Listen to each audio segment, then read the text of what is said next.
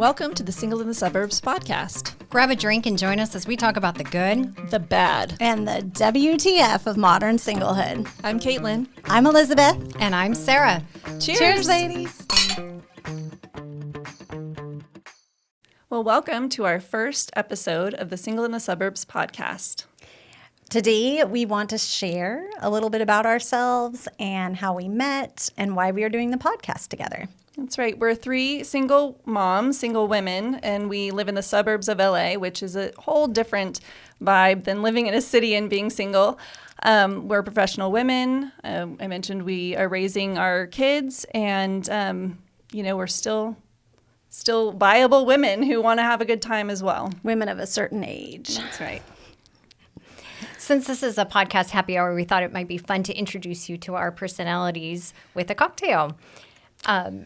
I'll start. I've got the gin mule. Gin is my favorite spirit, so I have to be a little bit different, so it's not technically a Moscow mule. I don't know. It's not your basic cocktail, but it is not too super complex either. So it's like you get a little bit of something in there. It's usually pretty drinkable, likable universally, and it has a kind of a spicy side to it as well. And I think that kind of relates to me as well.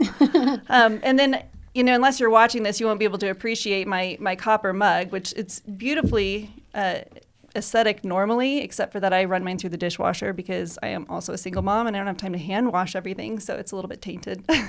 Who has time for that anyways? That's right. I chose a margarita because, one, it's my favorite drink. It definitely represents me in many ways, I think. It's available on any happy hour at any restaurant. Apparently I am too. So it can be sweet, spicy, all the things that I can be. That's right. What about you, Sarah? Mine's a martini. Classy yet simple in its ingredients. Comes in an elegant glass. Of course. I like that the drink allows for variation. So if you're feeling a little fruity, you can go with like a lemon drop, strawberry martini, pomegranate. If you want to be wild and dark, you can go with an espresso martini. You can go dirty, So there's a lot of variation. I also like that martinis have standards and demand quality and ingredients. So there are no shortcuts. You have to get the ingredients, invest, if you will, in the drink. And if you, go into the store, you're not going to find a pre-made option. So you either make it yourself or you go to the bar and get one made for you. So very much the opposite of my drink. Yeah. So let's talk a little bit about what inspired the podcast and why we want to do it. First of all, like we said before, we're all single women of a certain age. We're neighbors. We're close friends. And I kind of originally had the idea and shared it with them by chatting with friends when we're out or over a happy hour. We're telling stories about the things we face. And it pretty much inspired us to do this, where we could talk about the craziness of dating, single parenting, and just trying to balance it all. And trying to have an adult life and be a mom and priorities. I mean, I think we know there's a lot of people that are in the same boat as we are. And there's just so many funny stories. Yeah. They just have to be shared. Yeah. So married and single friends alike love to laugh at our misfortune.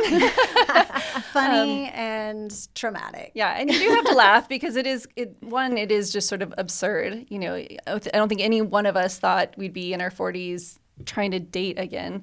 But also the dating world has changed. I mean, Completely. We were all babies when we were married, married in our early 20s. And so it's a whole new thing. And I like to say I was 12 when I got there. The thing is, too, like back then, technology, there was no online dating. It's definitely a different time, and people are different.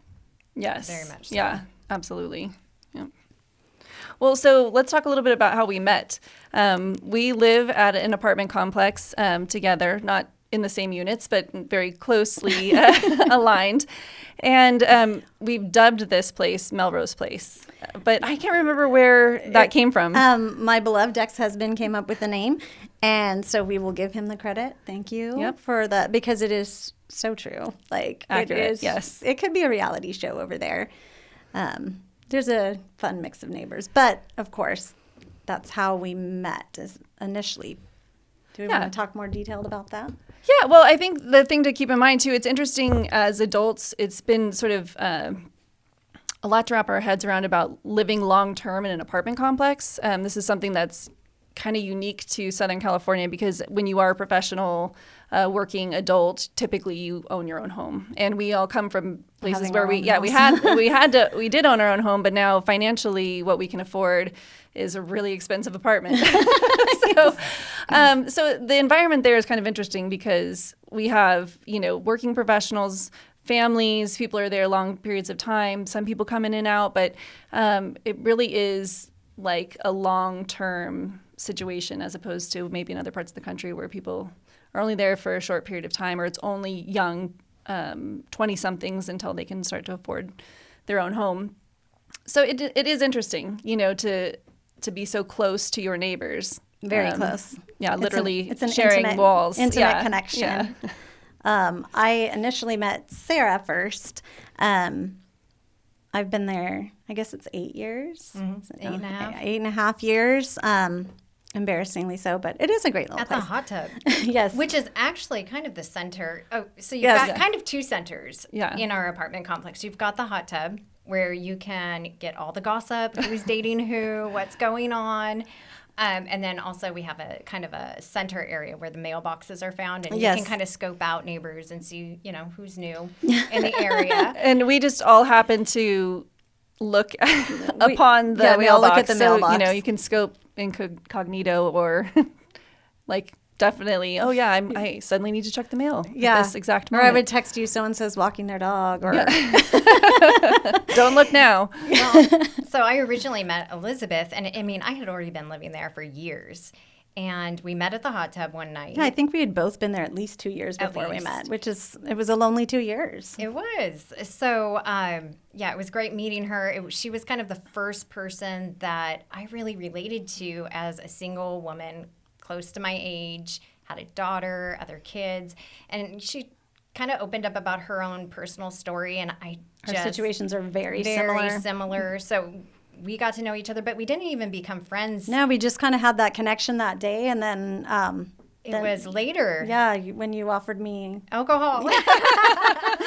she was going on one of those diets where you have to cut everything out, and she comes over with this bag like, I can't drink this. And I was out on my patio for some reason, I don't know, spying on the neighbors, I don't know. And so she reached out and was like, do you want this? Of course. I'm like, yes. So and then you gave us a bike for my daughter. Yeah. And it was. Just started connecting. Yeah. But you guys already knew each other, I feel like. Well, Caitlin moved in. Yeah, so I've only been there about 5 years, which is still a really long time, but I was new to the game, and I lived directly above Sarah. So her prayers got answered when I moved in. I did. I said a prayer, like no joke, because your upstairs neighbor can make or break the place. Well, that's like, true. No joke. Surround For sound, whatever it be. So I Far worse things than surround sound. There are. As we've come to learn. As we come to learn. But no, I did. I said a little prayer and, please let there be somebody single that moves in, maybe somebody that has kids that could be friends with my kids. In my mind, I was thinking a hot single guy. Yeah, Single sorry and about that. attractive. You just didn't know it was going to be Caitlin. Yeah, exactly. I should have You put it out in the universe, specified, and then you just see what comes back. Exactly. So, but definitely scored when we got God Kate has a sense of humor. That's right. Yes. Totally. Yeah, and I thinking back on it, because it feels like we've been friends so long now that I just almost don't even remember, but I feel like you must have introduced us at the pool or something, and then our daughters are the same age, so they started playing together, and then I was like, oh, Ava's mom, of course, I'm also Ava's mom. Yeah. Yeah. Anyways. Yeah. So, there's so many great things about living next to your neighbors. And I actually lived next to neighbor friends most of my adult life. So it's kind of funny or par for the course that I would move in and make, such great friends. But being single, there's so much on your plate at all times. And, we have former partners who are involved to varying degrees, some more than others. And so, we really have relied on each other for a lot. And whether it's like hey, can the kids come to your house because I really need a minute? Or, if I have to be at work really early, can you take my kids to school? Those sorts of things have been savers. Right. Pet sitting when Yeah. one of us goes away. Yep. Needing an egg. Or a turnip. I was joking previously about how Sarah always wants random stuff for her, fancy recipes. And I'm like, yeah, I don't have that on hand. But an egg I might have. Might have an egg, Or some brown sugar. some wine. Yeah, That's the big thing is Yeah. often there'll be a text of like, who has a bottle of wine? Yeah. immediately. Well, and carpooling. Carpooling is great. Yes. If we want to go out together, we don't all have to drive separately. We have the designated driver. Yeah. So Well, and I think we really got so much of that during COVID. Yes. Because at that time we were just starting to really get to know each other. I think Sarah and I knew each other fairly well at that point, but I didn't really know you so much. But the three of us work in healthcare, which is another thing that we have in common. Yes. And so COVID hit and we're in the front lines and figuring it out and super stressed about what that's going to look like. We decided to do happy hours in the common area. We'd sit our 6 to 10 feet apart on our own little blankets. Well, because it could have been a very lonely time if not Yeah. for having, because a lot of people, they hunkered down with their families, their spouses and stuff. I mean, we had our kids, but yeah, it was nice to have some adult company and somebody that understood. I mean, I know my job in the ICU, I had people that were very hesitant to be around me. I think they thought I had like cooties floating around my body from work. And I mean, I didn't. But you guys weren't scared of me, really. So it was nice. We were able, and we really bonded because the kids were able to we were all home when we weren't at work. And the kids could, we had them out riding bikes, trying to distance just so that they could have some normalcy through it all. But really, it just bonded us so close together, I think so. Yeah, absolutely. And then, well, and I think also, I think one of the other things that has been great about living close by is the extra measure of security. Yes. And as we look out for each other. So, I mean, In all the ways. If her house is closed up for too long, blinds aren't open, it's like, hey, is she okay? yeah, she hasn't seen the dog peeking over the wall. Yeah. Exactly. So, but then also I have a dog. So yes. I have like a German Shepherd mixed dog, and she's great because she is very protective. She's got a big bark. Very big. Yes. So, which is great when we take our walks and, stranger danger, it's a natural alert system. But She definitely is a telltale for She my is. goings on. yes, she can be a little bit of a clam jam. Yeah. It's such a terrible word. Oh, my Lord. Yeah, so, yes, that's true, for sure. She will announce to everyone when somebody's walking up my stairs. That shouldn't be, Yeah. in her opinion. Yeah, In her opinion. She's really looking Particularly out of for the your, male variety.